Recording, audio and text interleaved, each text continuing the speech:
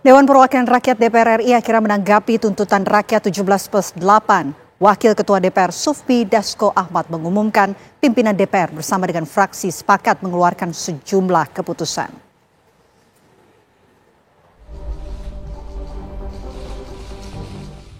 Menanggapi tuntutan rakyat 17+8, DPR RI mengeluarkan sejumlah keputusan. Di antaranya, melakukan moratorium kunjungan ke luar negeri kecuali undangan kenegaraan.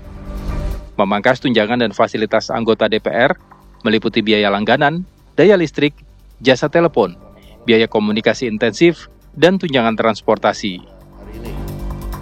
Selain itu, 5 anggota DPR RI yang telah dinonaktifkan oleh partai politiknya tidak akan dibayarkan hak keuangannya.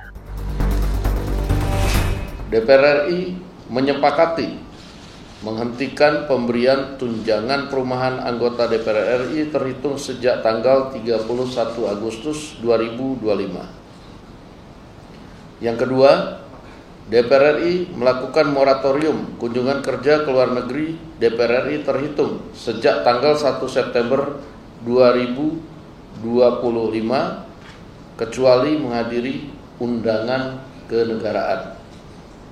3. DPR RI akan memangkas tunjangan dan fasilitas anggota DPR setelah evaluasi meliputi biaya langganan, A. daya listrik, dan B. jasa telepon, kemudian biaya komunikasi intensif dan biaya tunjangan transportasi.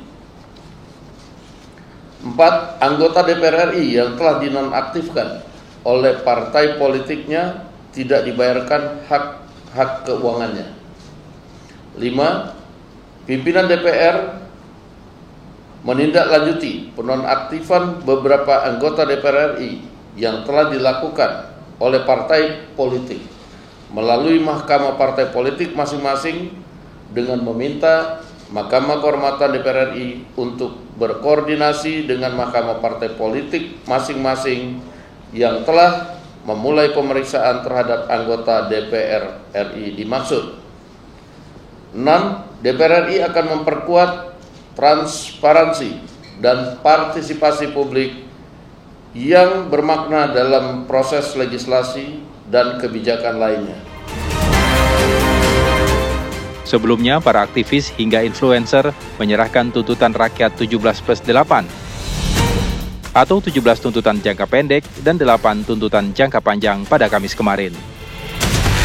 Tim TV One mengabarkan.